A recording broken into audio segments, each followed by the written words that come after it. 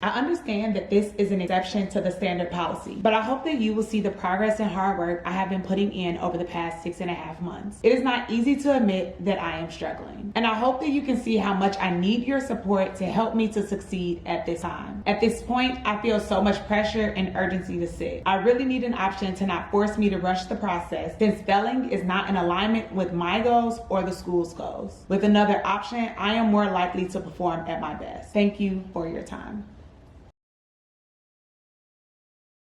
The promotions committee comes together once a month and they vote on different things, whether you should be admitted back into school, whether you should have some type of alteration to what the normal rules are. And so for me, I was petitioning to start rotations without step one. At my school, the rule is you have to have successfully sat for step one and passed it in order to stay in rotation. So what most people don't know is that you can start rotations without having passed if you take the exam and then your rotation starts before you get your score back. Once you receive your score and you have already started a rotation, they will not make you jump out of the rotation. They won't kick you out. They won't just abandon you. But once that rotation is over, and if you have not retaken the exam and successfully passed, then you will have to sit out to study for the exam again, go through the entire process all over again. So for me, I sat for step one and my score, I believe it came back a week, or not even a week, like 5 days or something, 5 or 6 days before the next rotation was starting. I remember talking to the deans like, oh, if there's a spot in neuro, I'd love to start neuro, because there were literally 4 weeks left before fall break. And neuro's the only rotation of third year that we have that is 4 weeks long. So I was like, yeah, we're gonna just jump into neuro because my score is gonna come. Obviously the score came and it was a fail, so I was unable to start rotations. But before all of that, I was tired. In that brief clip that I read to you at the beginning of the video, I had been studying for 6.5 weeks. So I decided after meeting with one of the deans that it would be in my best interest to write a letter and explaining my entire situation, kind of like appealing to your emotion, but also just letting you know, like, mentally I'm unwell to continue to study for this exam. And if as an institution, I'm certain that our goals are to be in alignment of you want me to pass, I also want to pass. So I think starting rotations will help me get to that pass. But I'll read you the letter that I wrote to them and outline that as we go. To whom it may concern, my name is Vicky and I am a rising third year medical student. I first began studying for step one immediately after block 7 concluded during winter break 2022. On my first CBSSA in January with my class, I received a 36% correct and worked diligently with the tutor to fill in my weaknesses. Since then, my scores have improved significantly, with my best being a 63% correct. I'm extremely proud of how far I've come with studying for this long, but it has also brought burnout. At this point, I am so close to being ready, but I feel hesitant to sit because I am 100% before I am 100% sure that I will pass. I am also worried about continuing to defer clerkships because I feel the more burnt out I get, the less effective my studying will become. I am also concerned, crazy, I was literally just telling my friend the other day, you say also way too much, and here I go. I done said it about 3 times already. Here we are. I am also concerned that continuing to defer may delay my graduation date and jeopardize my scholarship funding. I have the Veteran Affairs HPSP scholarship that pays for my tuition and provides a monthly stipend. My scholarship is only available for 3 years, and with its assistance, I can pay bills and have somewhat of a living wage. Furthermore, I know that I learn best in a hands-on setting. I know that gaining clinical experience will help me learn the last few percent that I need to be ready to sit for step one. For these reasons, I am writing to request the option to begin my clerkships prior to sitting for step one. This is my plan to ensure that I sit for step one during winter break 2023. So when I met with the advisor who actually presents everyone's cases during this promotions committee meeting, they were like, okay, tell them why you want to start clerkships without having sat for step one, and it's because of the burnout, right? And now outline specifically what you plan to do, what your goals are, and like basically give us some SMART goals. Is it specific, measurable, attainable? I always forget the R. Oh, reasonable and then timely. Like, what is it looking like? So for me, I want to start my clinical rotation July 31st with fundamentals of otolaryngology, then go into my clerkships for the fall semester. I acknowledge that it may be difficult to do both simultaneously, but I will be able to connect information learned in preclinical years with clerkships to bridge the gap. By gaining experience from clerkships, this should further help me perform well on my first board exam. Throughout this time, I will continue to meet with my PEP tutor and follow up with the learning specialist and my OSA lead. Currently, I meet with the learning specialist and we work on building my confidence with testing test-taking strategies. She also ensures that I take breaks to give my mind time to consolidate the information. I also meet with my PEP tutor several times weekly. In May, I even requested an additional PEP tutor to solely go over NBMEs with me to help break down the material into bite sizes and then create Anki cards to review regularly. I understand that this is an exception to the standard policy, but I hope that you will see the progress and hard work I have been putting in over the past 6.5 months. It is not easy to admit that I am struggling, and I hope that you can see how much I need your support to help me to succeed at this time. At this point, I feel so much pressure and urgency to sit. I really need an option to not force me to rush the process, since failing is not in alignment with my goals or the school's goals. With another option, I'm more likely to perform at my best. NBME dates and scores. January 25th, 2023, Form 25 got a 36%. March 10th, 2023, Form 27, 33%. May 7th, 2023, Form 30, 36%. June 10th, 2023, Form 28, 51%. June 16th, Form 29, 61%. June 22nd, Form 31, 46%. July 1st, Form 26, 63%. Thank you for your time. So the purpose of showing my scores was like, look, started real low, I went up, then I dropped again, and then I went up again. It's giving burnout. It's giving, I know some things, I'm pretty knowledgeable, and my content is strengthening, but I'm not all the way there. Because if we think that a pass is between a 60 and 63, I'm right there borderline, and I would feel more comfortable, like scoring higher before sitting for this exam. Promotions committee, Chicago Promotions Committee came back and said, sure, fine, we agree. You definitely can start clerkships. Let's do it. Went to the campus-wide or college-wide committee, and they were like, basically, no, girl, that is not a good enough reason.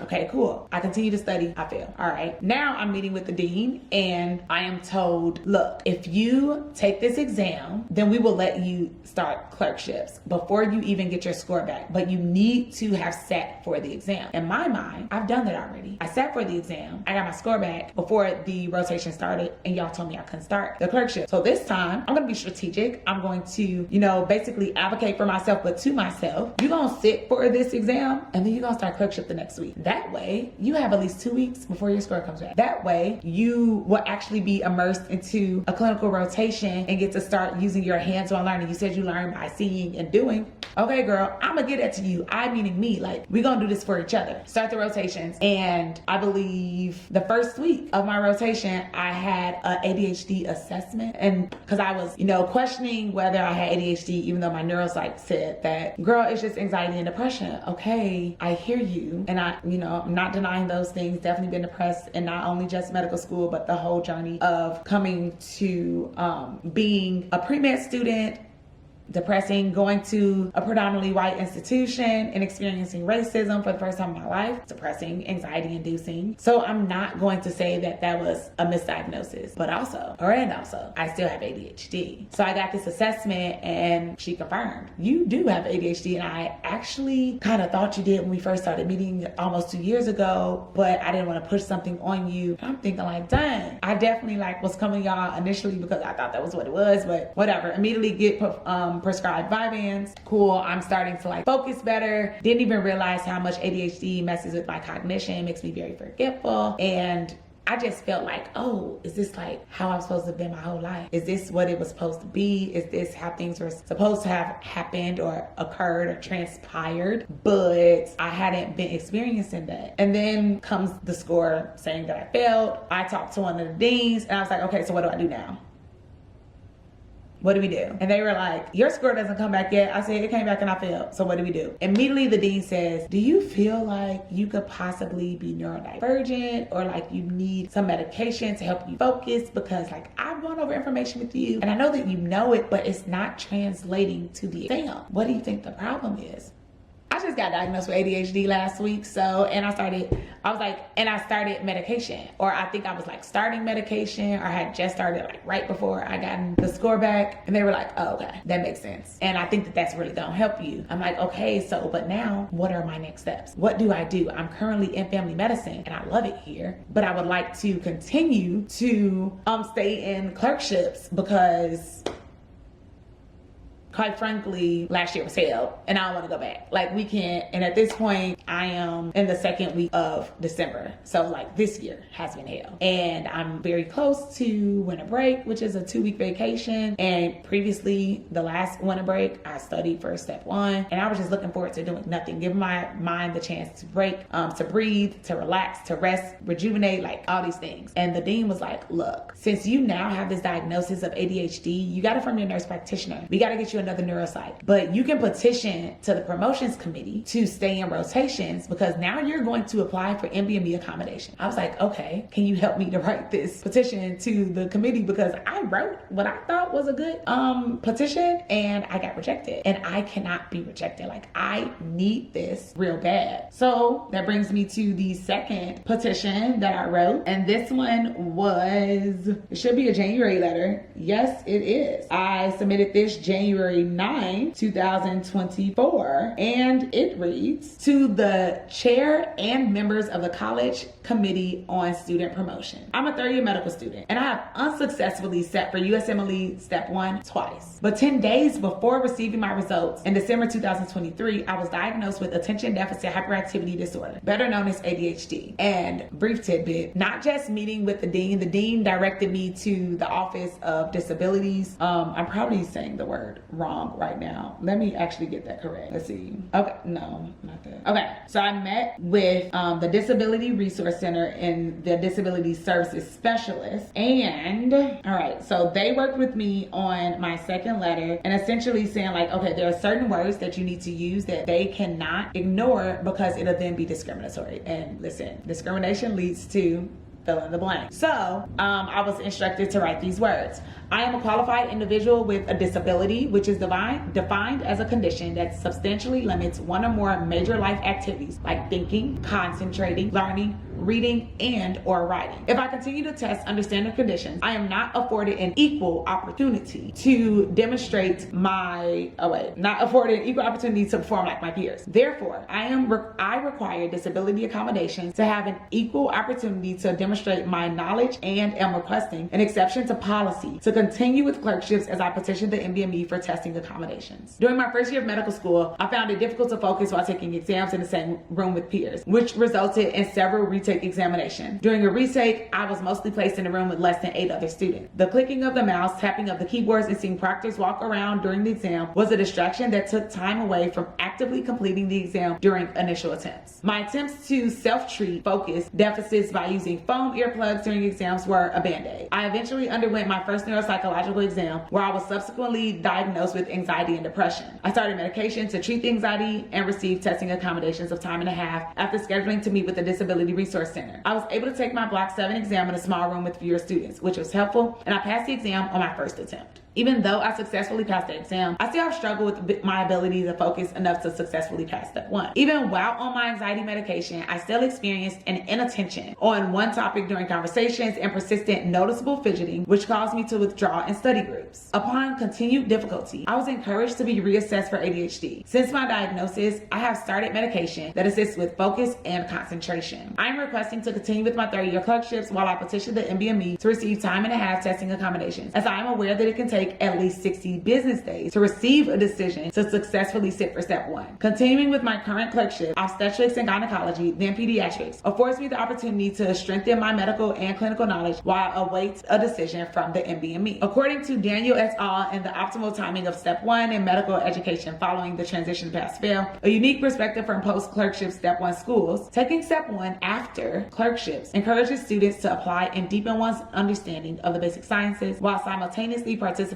in direct patient care. Typically, an emphasis is placed on the basic sciences solely for step 1. And although step 2 strongly highlights management, having a strong foundation in the basic sciences helps to achieve a higher score. Lastly, according to the research, studying for step 1 after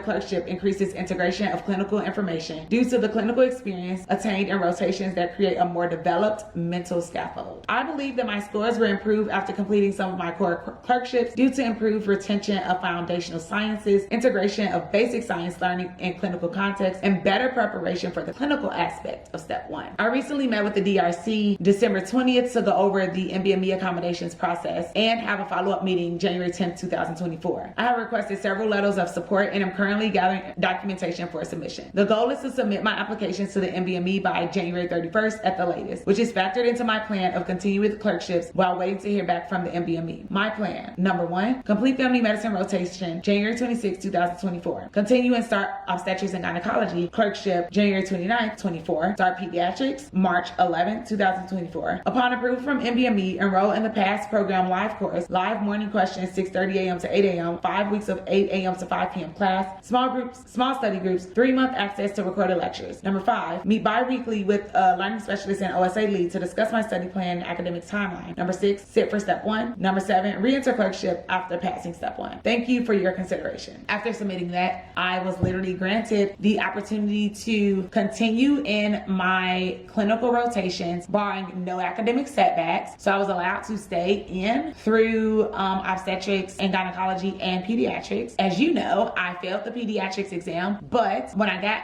the accommodations back, they literally do take the full 60 days. I think they gave me mine back maybe at day 58. And it said I had only gotten time and a quarter accommodations. So then I wrote again to petition like, hey, I'm going to appeal this and that's going to take another 60 days. So then they said, fine, you could stay in rotations until August 10th. And I was like, bless the Lord, oh my soul, and all that is within me, bless his holy name. Because if I'm allowed to stay until August 10th now, at the completion of that, I only have 2 rotations left. And it's giving, everything is really working out in my favor, and only psych is would have been the last core rotation, and neuro is something you can push to 4th year. So I was like, bet I would actually be done with rotations by the end of 2024. Well, as I just stated, I did fail Peds. That is an academic setback. So I found out that I failed Peds on day 1 of internal medicine. Again, they will not push you out of a rotation, but I knew at that moment that this 8-week rotation would be my last until I passed step 1. I really wanted to study while in internal medicine, but that wasn't really gonna work. It was really hard. So I just focused on that and learned what I could. But applying for accommodations for step 1, I literally submitted a like 45-page document, which consisted of, I can actually pull up my application and show you.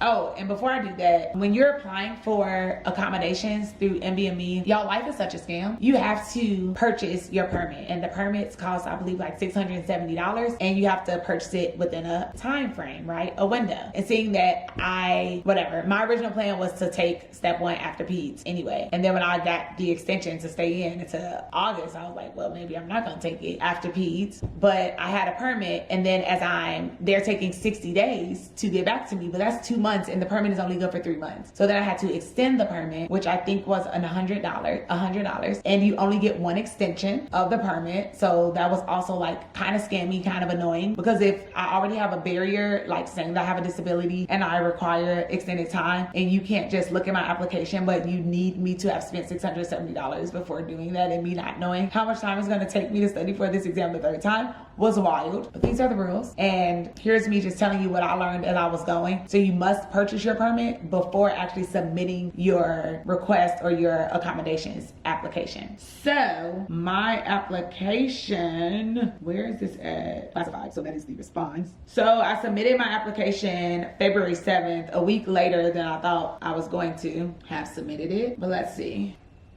All right, so this is the entire document, and I started off with a table of content. So there's a request for accommodations that is located on the NBME website, and then I wrote a personal statement. So so it's a whole like documents that you have to fill out that they give you. Then I wrote a personal statement, which was about like 3 or 4 pages long, and then I go into my neuropsych eval. This first one is stating that I have anxiety and depression. So when I applied for accommodations, it was for anxiety, depression, and ADHD. And then I have the psychiatry clinical note stating that I was diagnosed with ADHD in December 2024. And then, as my pastor was saying, at the top of 2024, expect some sudden blessings. This is the year of acceleration. I called to make their repeat neuropsych evaluation, and they told me that I could not get in until September of 2024. And I'm like, Lord Jesus, that's not gonna work for me, because there's no way on earth that I could be out of rotations for that long. And then they called me one day in January, like literally like a week after I scheduled, and said, we have an opening, come in. So then I have the certification of prior test accommodations. When I was at Rosalind Franklin back at North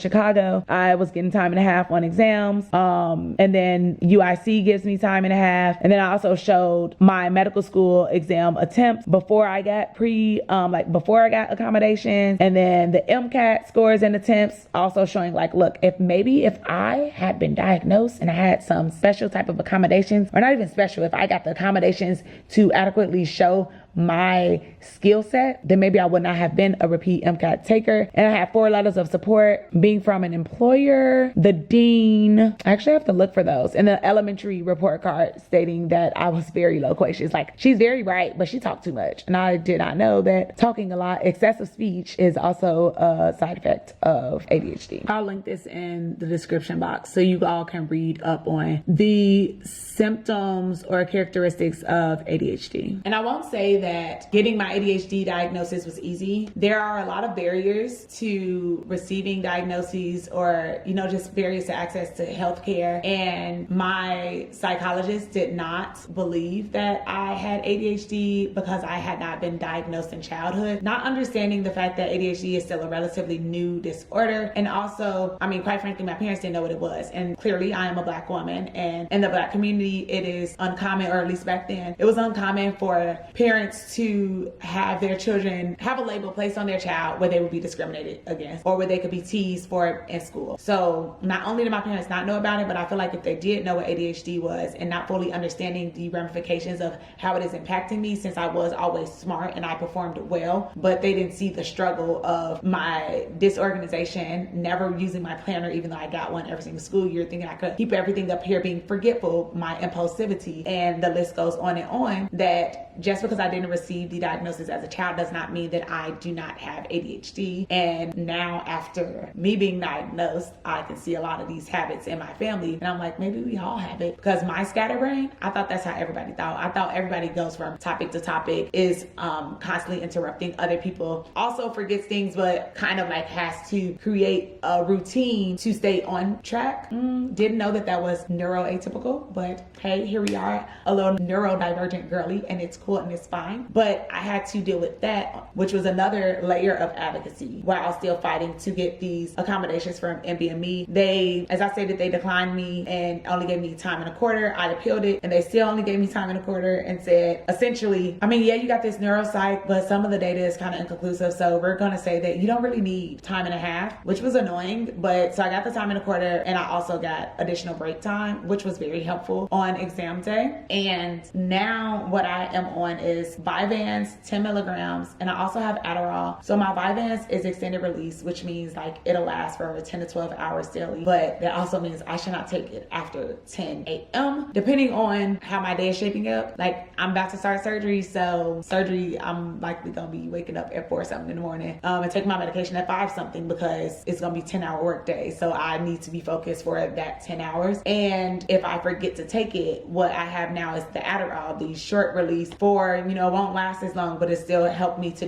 get, be productive, get my stuff done as I need to get it done. At the end of the day, I advocated for myself, and I always reached out to people who I knew were more knowledgeable of the steps and the ways that I needed to go. For my personal statement, the disability resource specialist told me to show, not just say. So I was showing in different ways that my disability has impacted me. That's the reason why one of the letters of support came from an employer, because it's like, even for kids, your teacher and your parents have to fill out a form. It has to impact you in 2 different atmospheres, 2 different environments. And so for me, it impacts me at school, it impacts me in my personal life, and it impacts me with my work. So that was 3 different environments, and I adequately went through and I explained that and I said it. And I'll do another video where I actually just read through my entire statement, and maybe I even read some of the letters of support to show here are ways that other people have seen me kind of be neurodivergent. But the only reason why I was able to avoid a leave of absence is because I figured out the trick. I sat for that exam, and then I started clerkship the very next week. Most students, after they take the exam, they want a break. They want to take some time off. And I was like, yeah, girl, you did that, you failed that, and then you didn't get to jump to the clerkship. So we're not going to do the same thing over and over again. But also, like, just working with people at the school, I met with multiple deans, and they told me, like, they literally gave me permission. Take the exam, and then you can start the rotations. no one was very specific about the time that I should take it, but I'm like, let me use all of the time that I can before starting this rotation and jumping right in. And at the beginning, the learning curve was steep, but I caught on quickly. I'm very quick to ask for feedback, asking specific questions on how I can improve and in what ways. What am I doing well and what am I doing that's not so good, and like your girl can step it up on. And that way I can practice to get better. If you have any questions on this process of writing a letter of petition like to your promotions committee at your school, if you also attend UICOM, let me know and I can help you with that, or I can maybe send you my letter so you can see it if you weren't able to track and follow when I was reading. And then y'all don't even know if I finished reading that letter. Lord Jesus, did I finish reading that other letter? I feel like I did. Yeah, my extended release, as you can tell, it didn't wear off because it's time for bed. But if you need help with that, or if you are kind of clueless on the accommodations process for applying to NBME to get whatever accommodations you need, there are multiple things you could get it for. I remember when I was at M2, someone on another campus told us that they applied for testing accommodations due to having narcolepsy. So it's not just anxiety, depression, ADHD. There are a myriad of disorders that impact you, and you know what you have. Speak to the Disability Resource Center at your school. And seriously, if you have any questions for me, and I am happy to help you and answer them to the best of my ability, or direct you to someone who has more information and can assist you.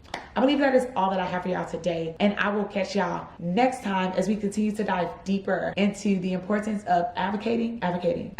One must advocate for themselves and get comfortable with advocating for yourself before you go on this lifelong journey of a career of being a healthcare provider and constantly advocating for your patients. I believe in you. I know you can do it. Keep your head to the plow. Keep putting in the work. Keep grinding. But also remember to take breaks, because you are worth it and you'll get there someday. Catch y'all next time. Bye.